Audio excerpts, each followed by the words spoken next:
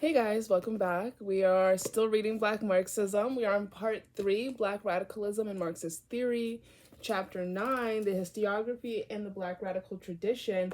And I completely forgot, before we start though, I completely forgot about this book, Freedom Dreams, the Black Radical Imagination, written by Robin D.G. Kelley. And then Robin D.G. Kelley wrote the foreword for this book. And I read the foreword. That's like a brick of videos at the bottom, like some of my first videos. And this is where he was saying how, like, why Black Marxism, why now?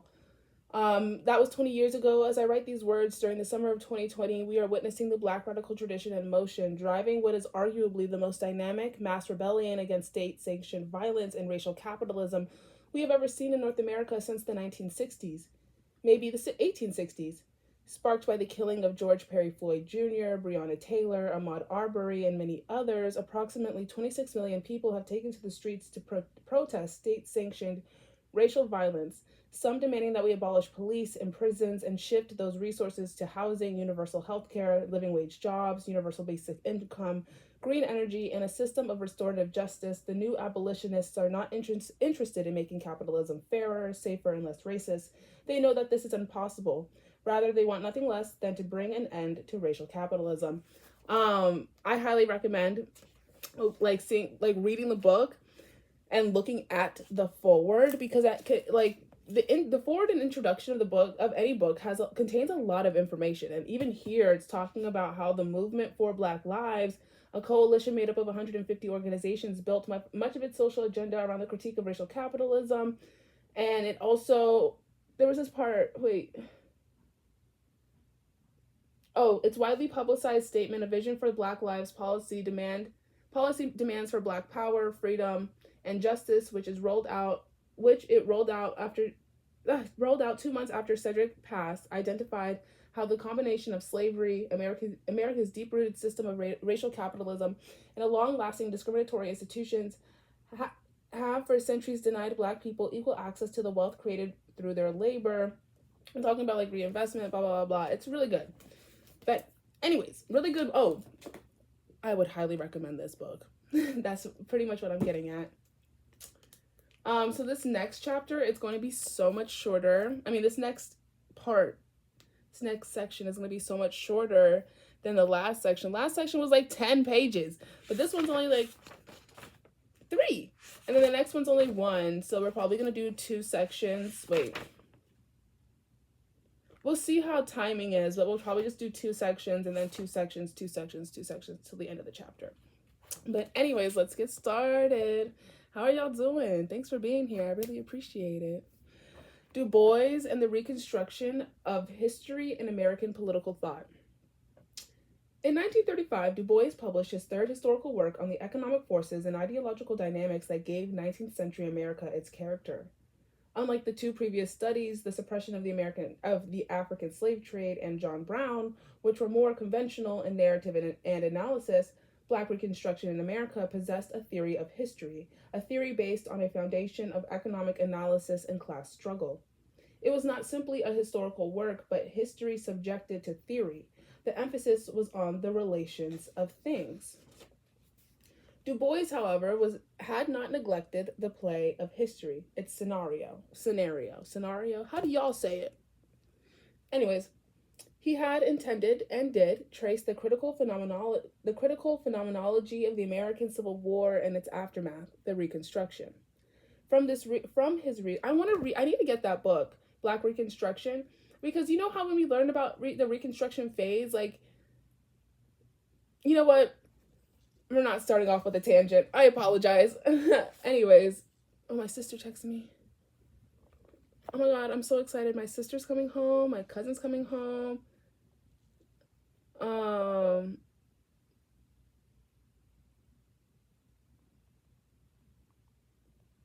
I'm so excited. I've missed my sister so much. Ugh. And then, okay, sorry.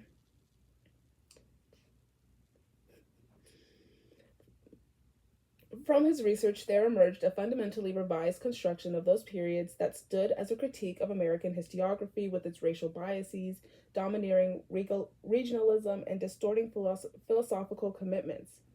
Methodologically, moreover, Black Reconstruction possessed a rigor consciously designed to match and supersede Ulrich B. Phillips' earlier classic work on slavery, American Negro Slavery. Du Bois, in his attempt to authoritatively identify what he took to be the truer character of the Reconstruction era, seems to have realized the necessity of returning to the experience and training in historical research and writing he had gathered at Harvard University and the University of Berlin in the late 19th century, but had eschewed in John Brown. His radical and radically different interpretation of the war and its aftermath would conform formally to the methodological canons of historiography so that he might subvert the substance of that tradition. So subverting is like, hold up, I looked up the word. It's like when Black people use the N-word. The N-word is a historically... No, Aaron, no. No, the one you made. Remember? Erin's really amazing. I love her. Subvert. I want the actual. So undermine the power and authority of. So it's like Black people using the N-word or the actual term Black for Black to describe people of African descent. The N-word, it is a racial slur, but when Black people are using the N-word, they are subverting, they are undermining the power it has and has had historically, and using it as a term not necessarily of endearment, but slang, you know what I mean? And then what was the other one that I just said? Black. Black used to be considered evil. It was demonic. It was considered, it was correlated to Satan and stuff like that.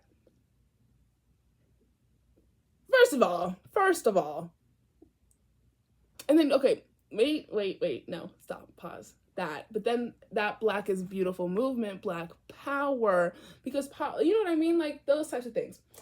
Anyways, so then here when it's talking about subversion, it's about like using the tools of historical research to be like, oh, you're wrong, and I'm gonna use your tools to show you how you're wrong. Okay. Sometimes that's how I have to think. Like when I think about things, like when I say things like little examples and stuff, it's not necessarily for you, y'all. It's for me. Because sometimes I have to like say that to myself out loud or in my head to be like, oh, that's what they're getting at. Because like they said sometimes the words, I'm like, why do you need all these big words for? But using examples and like stuff like that, it helps me personally to understand what I'm reading and comprehend what I'm reading.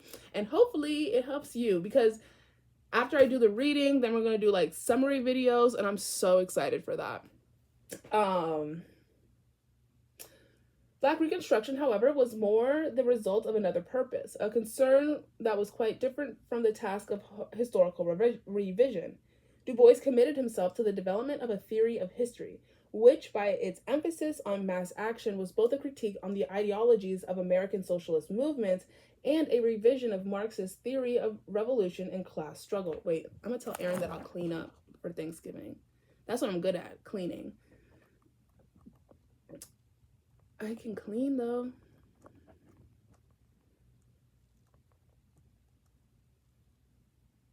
Make dessert or roasted broccoli.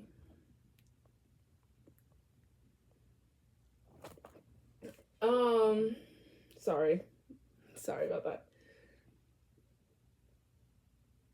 Movement is a revision of Marxist theory of revolution and class struggle from the... Oh, I just looked this word up. I didn't know what it meant. It's like the outer layer from like integument. Integument.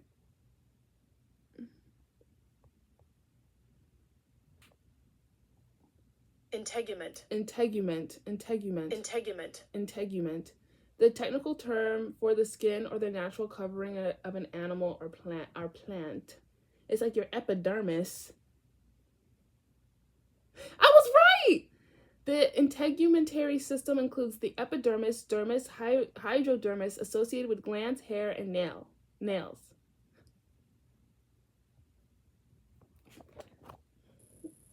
You know when you okay.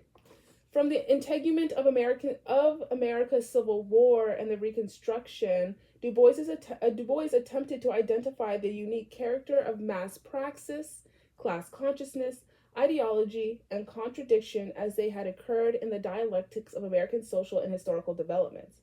In so doing, he was going beyond the argument of American exceptionalism that had persisted in the ideology of the American Marxist left. He was seeking to identify historically and analytically the processes that during the Depression years had given American social dynamics their character and potentialities. Ultimately, Black Reconstruction was a political work. In the confrontation with the nationalist and reactionary American intelligentsia at the level of historiography, I'm not breathing. Sometimes I forget to breathe. Like, take deep breaths. Excuse me. In the confrontation with the political left in terms of the theory of capitalism and the ideology of emergent socialism, Du Bois presumed to alert and instruct revolutionary Black leadership.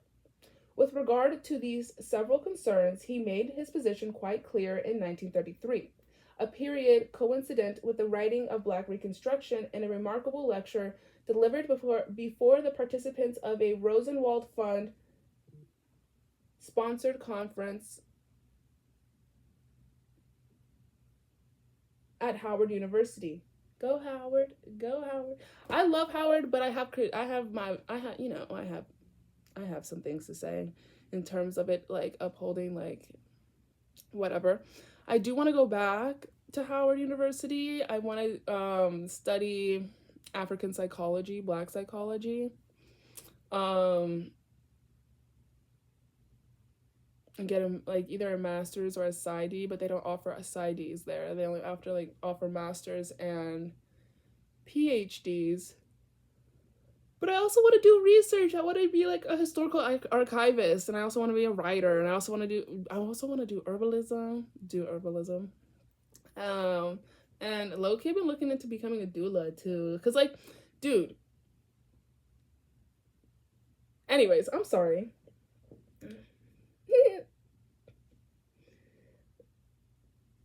Addressing himself to the role played by the American intellectual elite, Du Bois had argued, if we give Mr. Roosevelt the right to meddle with the dollar, we give H-E-R-R, I didn't know that was his name, Hitler. I don't know if I'm allowed to say that on YouTube. YouTube, please don't take this down.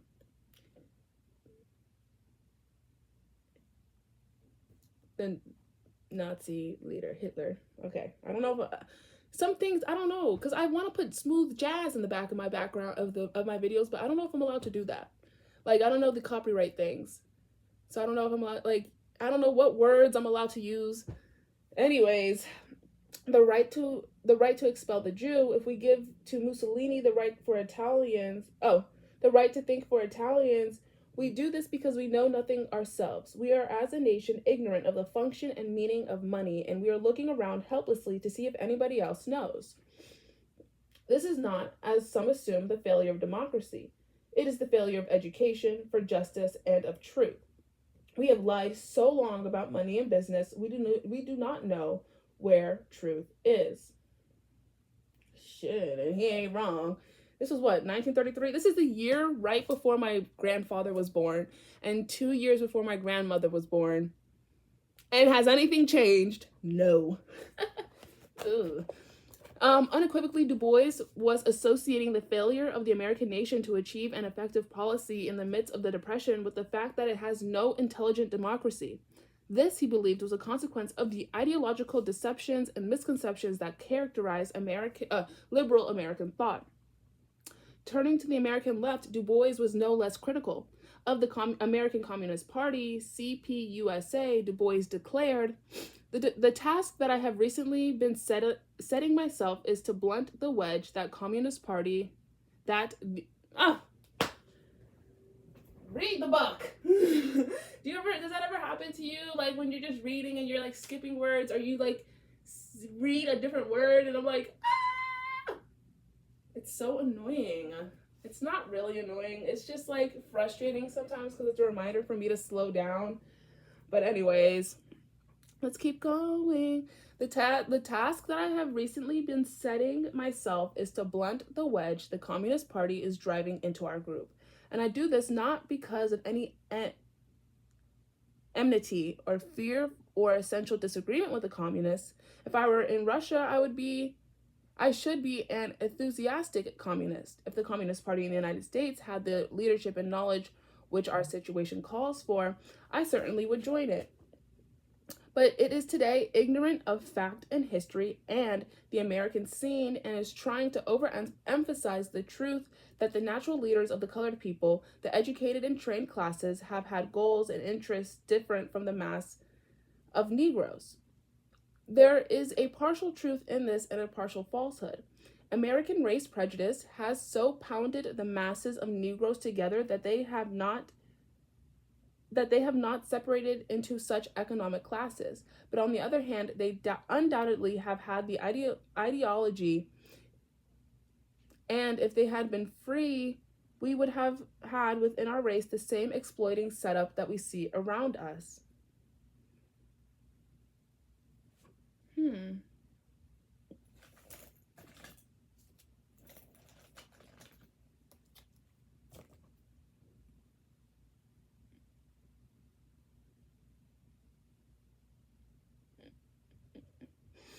Immersed in research into post-Civil War labor history, Du Bois was conscious of the problems that had beset mass movements bringing together whites and blacks, problems that he felt spokesmen for communism ignored.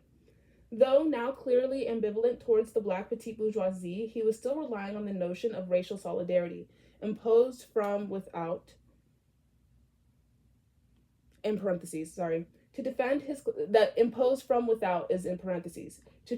class from attacks from the left. But by now, Du Bois had begun to temper his own talented 10th program of social mobilization. At the conference, he seemed mildly distressed with the vanguardism with which he had been earlier identified. In point of fact, he had appeared to reverse his position. The black elite, of which he had been so optimistic in its natural...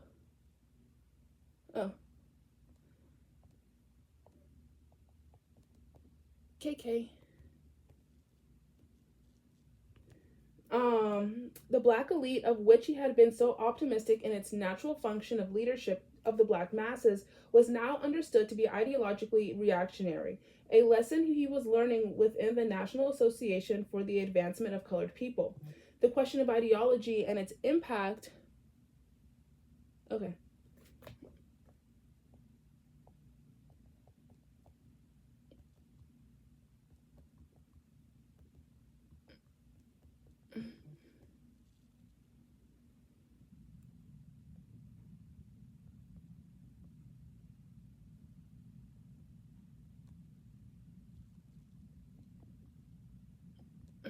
I can't wait to see my sister. I'm the baby of the family. If you're not able to tell, Aaron is the middle. I am, Elisa's the oldest. Ooh, Lord have mercy. Aaron, she's about like yay big. Not really. She's like this tall. My mom's like this tall. Lisa's like an inch shorter than me. I am the tallest. How do the babies of the family always end up being the tallest? I don't know. We're blessed. Anyways.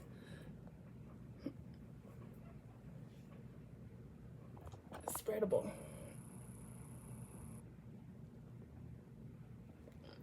Okay. The question of ideology and its impact on human motives and social relations would become a dominant theme of Black Reconstruction. But here, its immediate significance was its toll on Du Bois's thinking.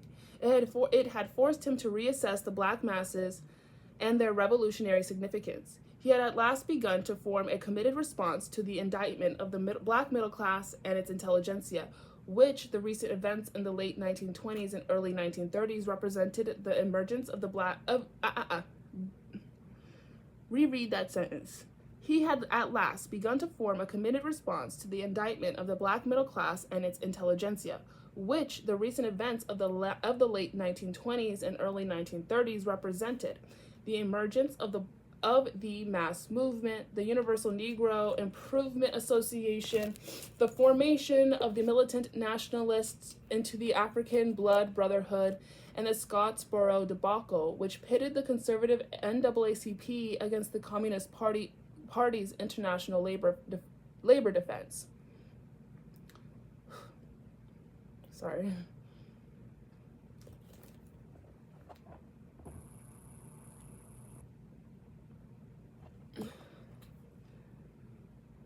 In accord with his criticisms of the American Communist Party, Du Bois was addressing himself directly to the problem of the alienation of the black elite from the black masses. He did this in part by reminding that elite... Sorry, is that off? Why do I hear a sound? Oh, my computer.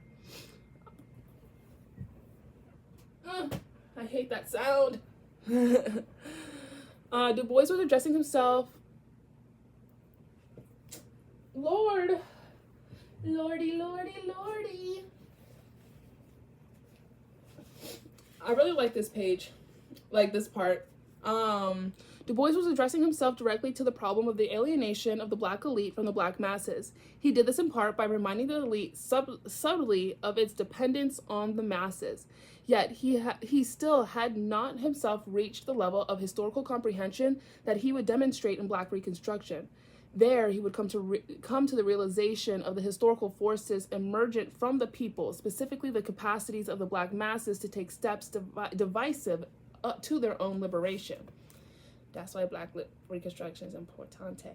Okay, Finally, in the Rosenwald Conference lecture, we find that Du Bois's analysis of the depression which international capitalism was experiencing in the 1930s parallels his analysis of the crisis brought on by slavery and the earlier stage of American capitalist development. Both economically and politically, the depression and the crisis of slavery would fundamentally transform the mode of capitalist relations. Furthermore, both had precipitated revolutionary movements and revolutionary social change. I'm so excited for this quote.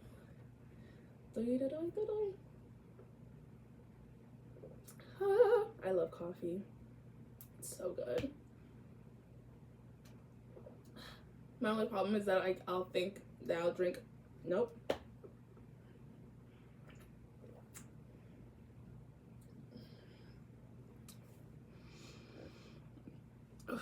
And this is a quote. The matter of greatest import is that instead of our facing today a stable world moving to a uniform rate of progress towards well-defined goals, we are facing a revolution. I trust you will not be as scared by this word as you were Thursday. Du Bois was referring to the audience's reaction to the speech by Dr. Brudaus Michel of Johns Hopkins University. I am not discussing a coming revolution. I'm trying to impress the fact upon you that you are already in the midst of a revolution. You are already in the midst of war. That there have been no war of modern times that has taken such a great sacrifice of human life and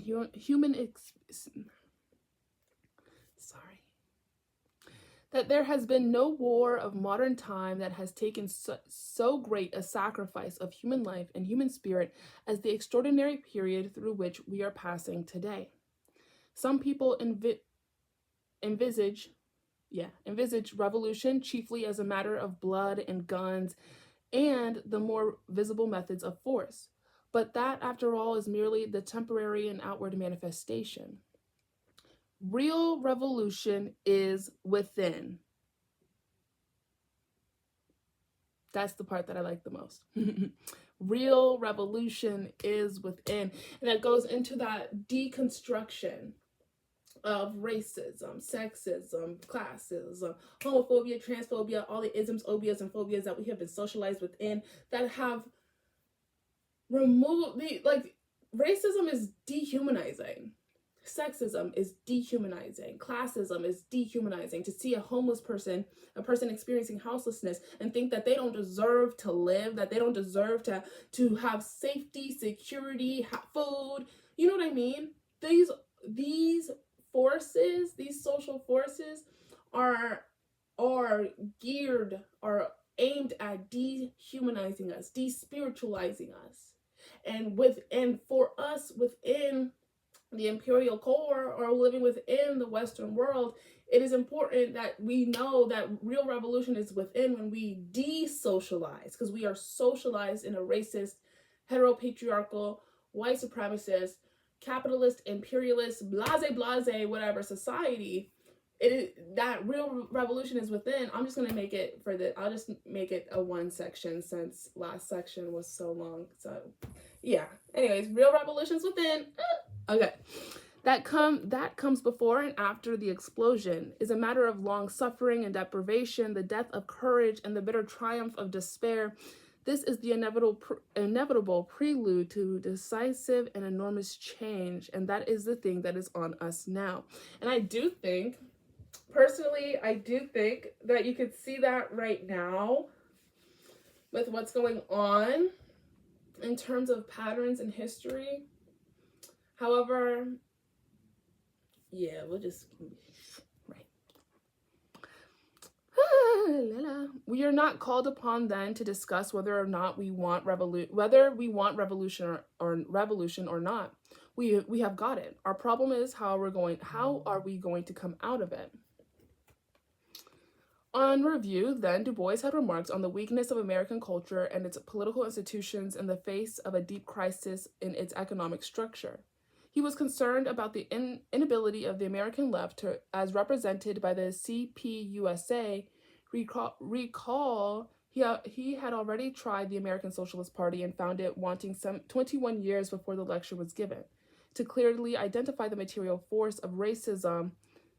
Oh, that was like a little quote, but he's saying that the American left could not clearly, the inability of the American left to clearly identify the material force of racism as it related to the left's struggle to destroy capitalism and replace it with socialism. He had exposed the ahistorical and materialistic ideology that dominated the Black elite and Black leadership. And finally, he had indicated the failure of American revolutionists to recognize that one of the objective conditions for revolution, one which goes beyond the onslaught of economic crisis and immiseration, is a consciousness of the social processes of revolution. Du Bois, however, was concerned for why these things had become true for American society in the 1930s. He was interested in determining how it was possible that American culture and its institutions had become so estranged from the democratic ideals with which they had so long been structurally and ideologically identified. Moreover, how was it possible that American socialists could be so ill-equipped to deal with the Black worker, the Black community, and the social relations of Black people? How had the Black elite become wedded ideologically to capitalism and grown alienated and contemptuous of the Black masses?